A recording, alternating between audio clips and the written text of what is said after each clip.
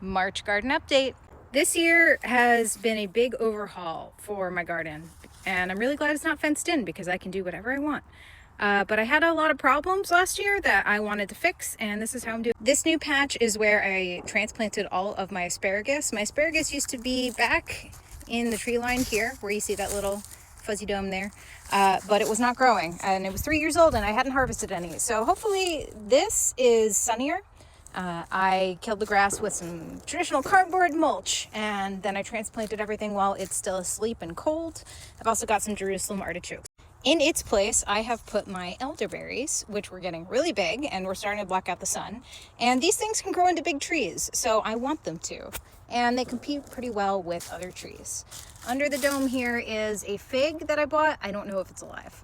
I planted it in the fall. It's a 50-50 chance. And then I found some blackberries here. Zoom in, there we go. Blackberries. The birds planted these in the front yard and I put them in the backyard. This area is the same still. This is where my pawpaw trees are. They're juveniles. There's one and there's a tinier one in that corner. I'm gonna leave as is. I have some more fruit trees coming in this year and some huckleberry bushes, and they might also join them. And one more blackberry. The big change are these raised beds. Now, I'm not even going to say the name of these raised beds because when I purchased them, every ad on my TikTok was for these beds. It's obnoxious. They're in my Facebook, they're in my Gmail.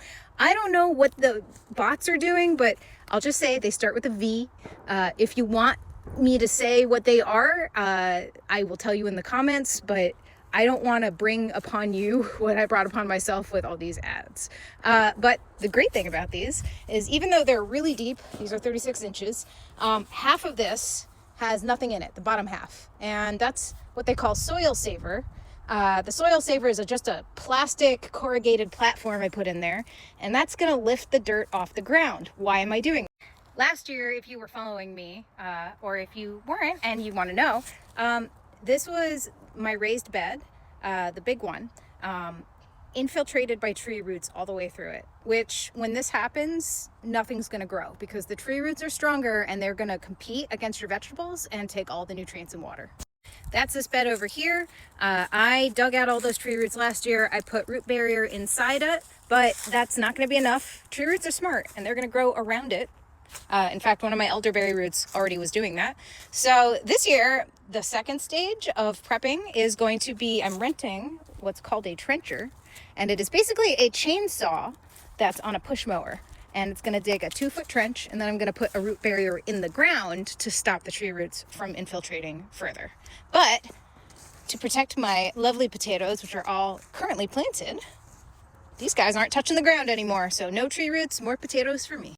I had some very sad blueberry bushes. This one was in a pot, and this one was up against the tree root infested raised bed. I have moved them away from tree roots, given them some fertilizer, praying that they come alive because neither of these have borne blueberries in several years.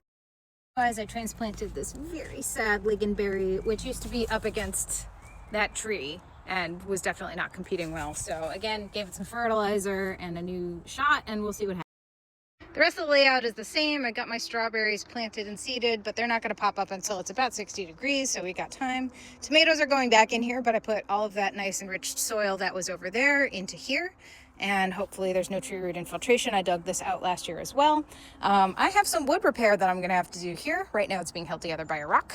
I have a new arch because the old arch rusted and then broke apart. And then the Tried But True deer-proof raised bed. I'm going to plant it a little differently this year. In the back here, I plan to do all of my vining squashes because I know they're going to take up a lot of space. And in the front, I am setting up to plant my brassicas. And I have cauliflower, broccolini, and lots of kale and other mustards and greens like that. Speaking of the brassicas, they're meeting the sun for the first day, but they're very lush and very happy.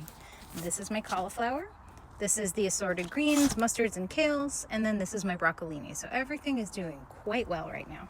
And as the first sign of spring, here come my chives every year.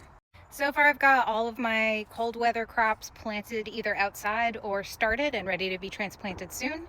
And when it gets up to the 60s, which will probably be in 2 months, then I will plant all the warm weather crops, and then the garden is ready to go. I've still got some major projects. We've got to get some wood cut. I've got to rebuild those planter boxes, and I've got to go rent my big power tool to dig a trench and put some root barrier in. But A lot of progress made. Very happy about these raised beds. It doubled my planting space, so I'm very excited about that. And then I gotta figure out something to do with the space in between. The sun doesn't quite hit it perfectly, but I'm thinking of planting something there. I'm always thinking.